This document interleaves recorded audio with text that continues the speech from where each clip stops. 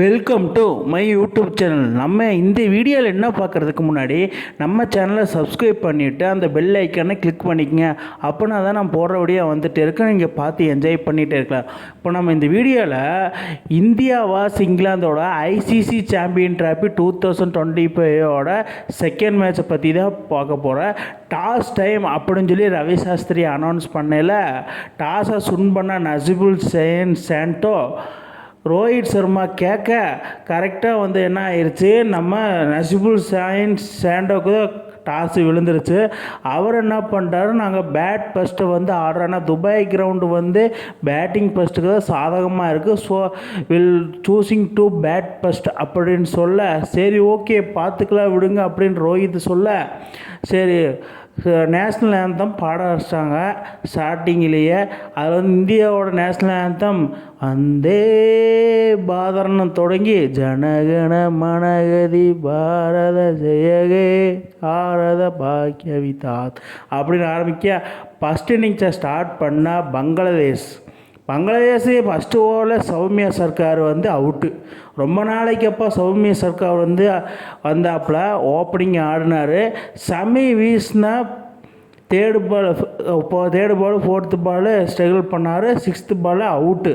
இப்படி அவுட் ஆனதுனால சமிக்கு பிக்கப் தி பவுலர் அப்படின்னு சொல்லி ஒரு விக்கெட் எடுத்துட்டாப்புலப்பா. அதாவது சமி பார்த்திங்கன்னா, நீங்கள் லீக் மேட்ச் என்ன வேணால் நினச்சிக்கங்க, பட் ஆனால் ஒரு ஐசிசி தொடர்ந்து வந்துட்டாலே சமி வேறு லெவல் பவுலராக உருவாகிட்டுருக்காரு. அந்த மாதிரி ஒரு பவுலர் தான் நம்ம சமி. அவர் விக்கெட் எடுத்ததுனால நம்ம இந்தியாவுக்கு அதாவது பவர் பிளேயே விக்கெட் கிடைக்கிறதெல்லாம் அவ்வளோ சாதாரணமான விஷயம் இல்லை. ஏன்னா பும்ரா கிடையாது. பும்ரா இல்லாத சமயத்துலேயும் சமி இவர் அவுட்ஸ்டாண்டிங்காக பவுலிங் பண்ணுறதெல்லாம் சாத்தியமான விஷயமே கிடையாது. ஆனால் சமி தான் இந்தியன் டீமுக்கு ஒரு முதுகெலும்பாக இருக்கிறாப்புல. ஏன்னா கண்டிப்பாக ஒரு விக்கெட் எடுத்தே ஆகணும். அதுக்கப்புறம் நம்ம ஹர்ஷித் ராணா அவர் மேலே ஏகப்பட்ட நெட்டிசன் தாக்கியும் அவரை நம்பிக்கையாக வச்சு கம்பீர் ஒரு வாய்ப்பு கொடுத்தாரு, ரோஹித் சர்மா இன்க்ளூட கேப்டனாக. ஸோ அவரும் ஒரு விக்கெட்டு, அதாவது 2 ஓவருக்கே 2 விக்கெட்டு. இது என்னடா ஒரு கொடுமை, 2 ஓவருக்கே 2 விக்கெட் எடுத்ததுனால ஹர்ஷித் ராணா இதில் பெரிய ஒரு பங்கு. ஏன்னா எப்போவுமே சிராஜ் தான் இருப்பார், ஆனால் இந்த டே ஹர்ஷித் ராணா அவர் பிக்கப் தி பவுலராக மாறிட்டாப்புல. அதுக்கப்புறம் நம்ம சமி வீசினா போது ஏகப்பட்ட விக்கெட்டு போகுது. ஏன்னா விக்கெட்டு மேலே விக்கெட்டு, அவர் ஒரு விக்கெட் எடுக்க இவர் ஒரு விக்கெட் எடுக்க. ஆனால் சமியும் ஹர்ஷித் ராணா 2 பேர் தான் வேறு லெவலில் வேலை வீசினாங்காட்டிக்கு 45 ரன்னுக்கே 5 விக்கெட்டு. என்னடா நடக்குது, வேறு மாதிரி போயின்னு இருக்குது அப்படி. அது மிர்ஸு அவனும் அவுட்டு, மெஹடி ஹசன் மிர்ஸு அவனும் அவுட்டு. அவன் எப்படி அவுட்டுனா, நம்ம சுப்மன் கில் இந்திய அணியோட வைஸ் கேப்டனான சுப்மன் கில் ஃபஸ்ட் ஸ்லிப்பில் கையில் கேட்சை கொடுத்து மெஹடி ஹசன் மிர்ஸு வைஸ் கேப்டனாக அவனும் அவுட் ஆகிட்டான். என்னடா இது 45 ரன்னுக்கே 5 விக்கெட்டை விட்டாங்க. அதுக்கப்புறம் சமி தான் பிக்கப் தி பவுலர். அவரோட எக்ஸ்பீரியன்ஸை இந்த இடத்துல காமிச்சிருக்கிறாப்புல. அதாவது கண்ணில் தீவத்தை எடுத்துக்கங்க, கண்ணில் ஒத்திக்கிங்க, அந்த மாதிரி தான் நம்ம சமி வேறு மாதிரி பவுலிங்கு அப்படி வீசிகிட்டு இருந்த சமயத்தில் 200 விக்கெட் எடுத்துட்டாப்புல ஓடிஐ ஃபார்மேட்டில். அதாவது கிட்டத்தட்ட 3 விக்கெட் தான் எடுத்திருந்தார் ஸ்டார்டிங்கில். அதுக்கே 200 விக்கெட்டை ரீச் பண்ணிட்டாருன்னு சொல்லிவிட்டு அனௌன்ஸ் பண்ணிட்டாங்க. பண்ணுப்பா வேறு லெவலில் பர்ஃபார்மன்ஸை போட்டு விடு அப்படின்னு சொல்லி இந்திய ஃபேன்ஸ் எல்லாம் நினைக்கிறதுக்கு.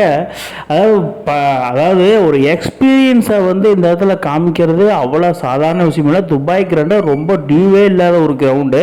ஸோ அதனால் எக்ஸ்பீரியன்ஸை வெளிப்படுத்திட்டாரு. அதுக்கப்புறம் ஸ்பின்னரில் கொண்டு பார்த்து அக்ஷர் பட்டேலை இறக்கி விட்டாங்க. அக்ஷர் பட்டேல் என்ன பண்ணிருக்க, ஓப்பனிங்லேயே 2 விக்கெட்டு. என்னடா அது, வீசினா 2 பாலுமே 2 விக்கெட்டு. அதுக்கப்புறம் ஹேட்ரிக் விக்கெட் விழுகுமா அப்படின்னு சொல்லி பார்த்தா ஹேட்ரிக் பாலும் கேட்ச் போச்சு. நம்ம ரோஹித் சர்மா விட்டுட்டாப்புல. அதனால் ஹேட்ரிக் மிஸ் அவுட் ஆயிடுச்சு. ஸோ இதனால் அக்ஷர் பட்டேல் ஃபஸ்ட் ஓவர்லேயே 2 விக்கெட் எடுத்து 3வது விக்கெட்டுக்கு வாய்ப்பு கிரியேட் பண்ணதுனால Axar Patel one of the legendary spinners லைனப்பில் ஜாயின் பண்ணிட்டாப்புல அப்படின்னே சொல்லலாம். ஏன்னா அந்தளவுக்கு ஐசிசி தொடரில் வீசுவது அவ்வளோ சாதாரண விஷயம் இல்லை. அவரே எடுத்துட்டாங்க.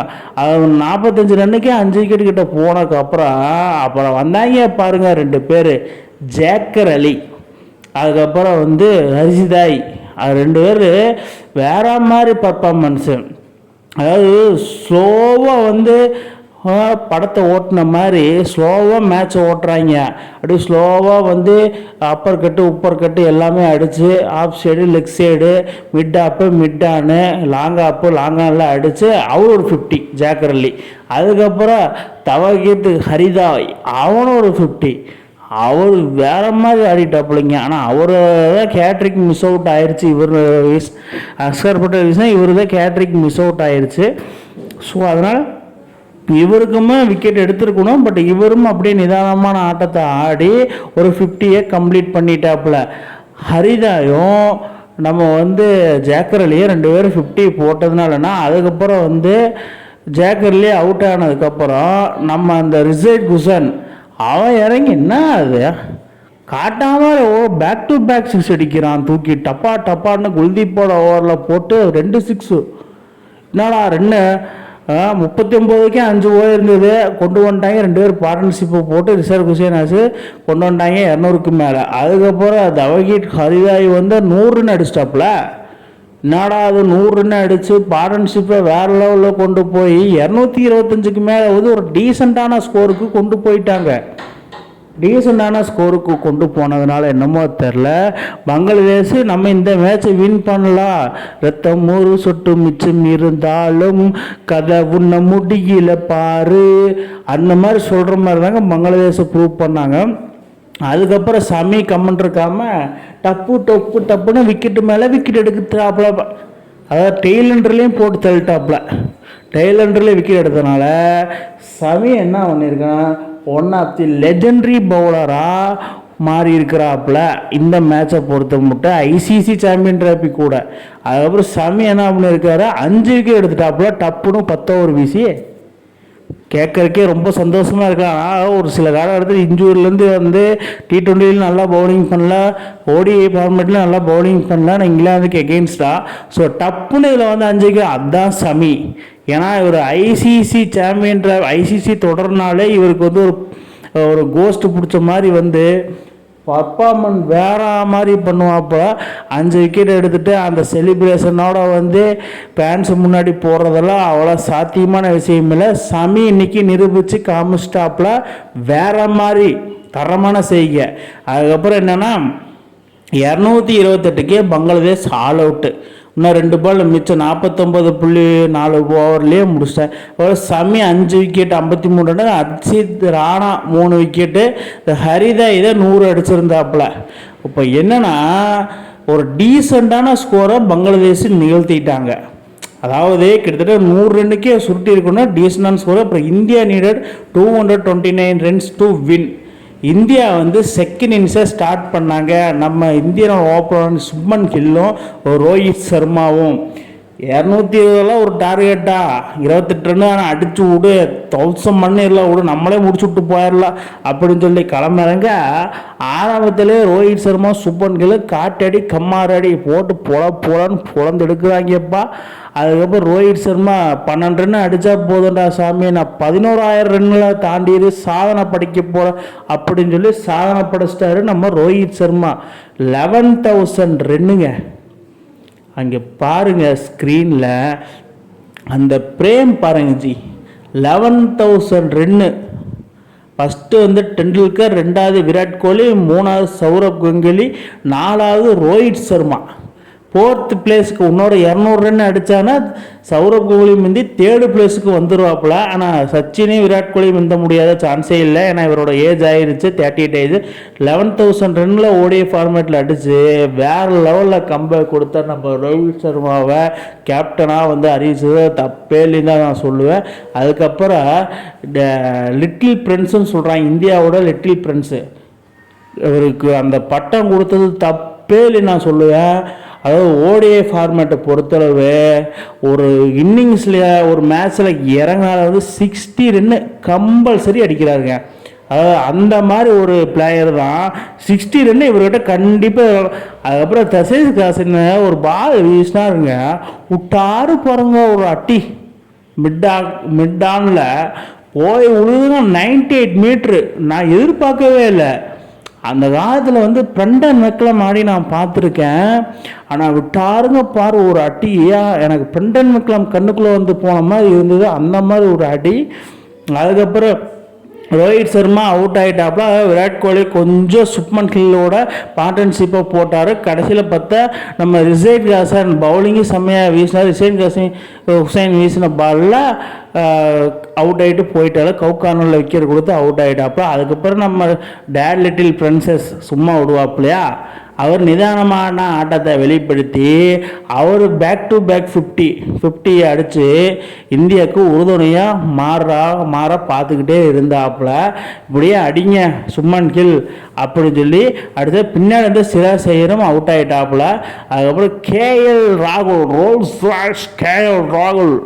அதாவது கேஎல் ராகுல் வரவும் போகிறனால அவுட் ஆகுது. அக்ஷர் பட்டேலும் அவுட்டு, சிராஜ் ஐயரும் அவுட்டு. நம்ம தான் மேட்சை முடிச்சு கொடுக்கணும் அப்படின்னு சொல்லி கேஎல் ராகுல் அடி ஸ்டார்ட் பண்ணால் அடி பொழந்துக்கிட்டு இருந்தார். ஆனால் அவர் கொஞ்சம் நீ அடிப்பா நான் வெயிட் பண்ணுறேன் அப்படின்னு சொல்லப்போ சுப்மன் கில் சடன்னு அடித்து 90 ரன் கிட்ட வந்துட்டார். 90 ரன் கிட்ட வந்தோடனே சடனாக ஒரு 6 போட்டார். புட்டார்னு ஒரு 6 போட்டு மறுபடியும் ஒரு 4, அப்புறம் 98 ரன்களை கிட்ட வந்துட்டாப்புல சுப்மன். அப்புறம் ஒரு சிங்கிளை போட மறுபடியும் ஒரு சிங்கிளை போட்டதுனால Shubman Gill at the century at Dubai international ஸ்டேடியத்தில் ஐசிசி சாம்பியன்ஸில், அதாவது ஒரு டிராஃபில் ஐசிசி தொடர்லேயே இவருக்கு இது முதல் சதமாக சொல்கிறேன்.